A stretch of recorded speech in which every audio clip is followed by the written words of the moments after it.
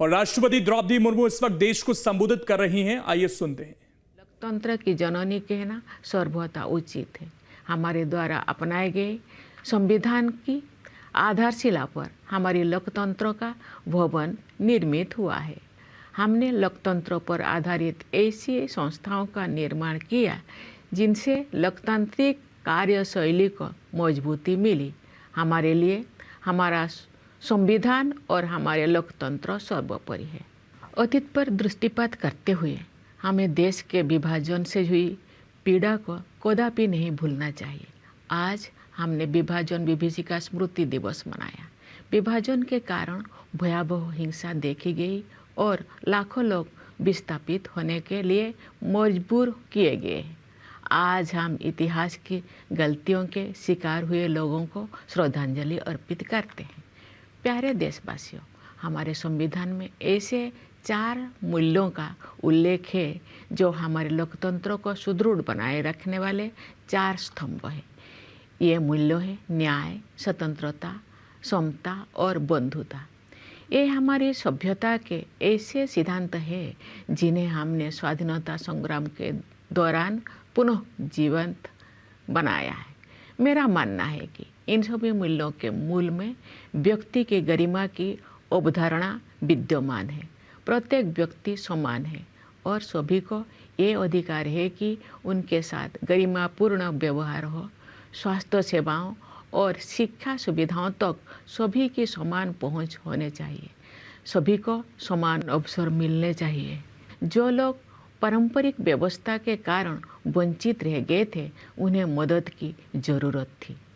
इन सिद्धांतों को सर्वोपरि रखते हुए हमने 1947 में एक नई यात्रा शुरू की। विदेशी हुकूमत की लंबी अवधि के बाद स्वाधीनता के समय भारत घोर गरीबी से जूझ रहा था, लेकिन तब से अब तक के 78 वर्षों में हमने सभी क्षेत्रों में असाधारण प्रगति की है। भारत ने आत्मनिर्भर राष्ट्र बनने के मार्ग पर काफी दूरी तय कर ली है और प्रबल आत्मविश्वास के साथ आगे बढ़ता जा रहा है। आर्थिक क्षेत्र में हमारी उपलब्धियां साफ साफ देखी जा सकती है। पिछले वित्त वर्ष में 6.5% की सकल घरेलू उत्पाद वृद्धि दर के साथ भारत दुनिया की प्रमुख अर्थव्यवस्था में सबसे तेजी से बढ़ने वाले देश है।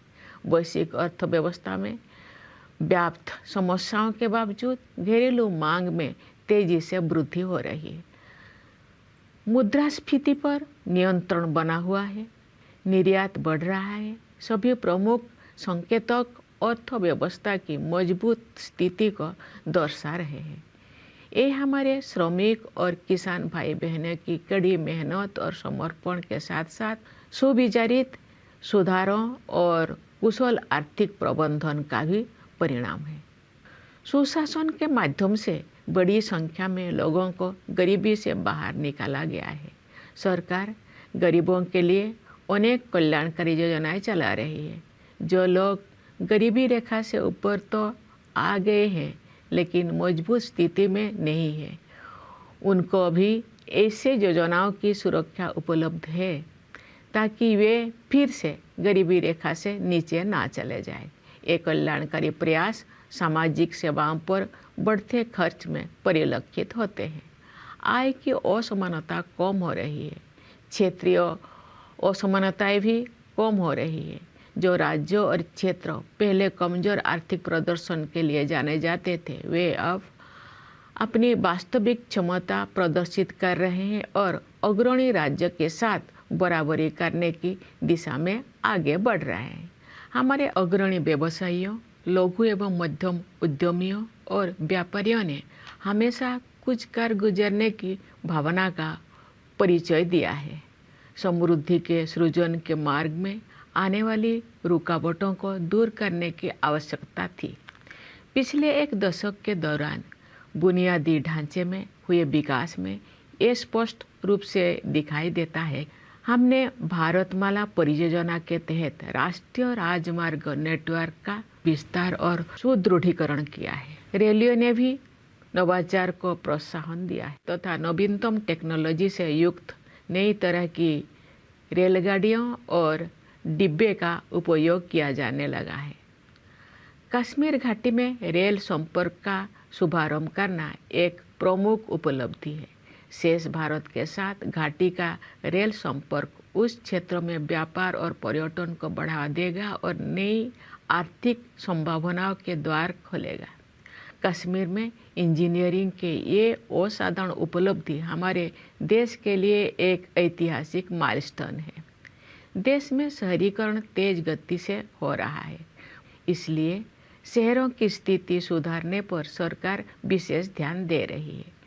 शहरी परिवहन के प्रमुख क्षेत्रों पर विशेष ध्यान देते हुए सरकार ने मेट्रो रेल सुविधाओं का विस्तार किया है।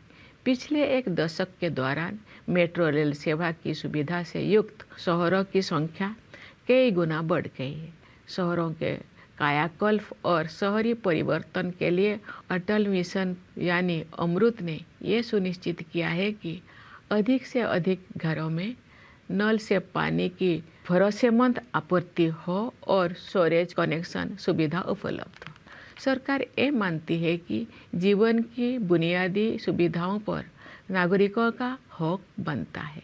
जल जीवन मिशन के तहत ग्रामीण घरों में नल से जल पहुंचाने में प्रगति हो रही है। अपने तरह के विश्व की सबसे बड़ी स्वास्थ्य सेवा योजना आयुष्मान भारत के अंतर्गत विभिन्न कदम उठाए गए हैं।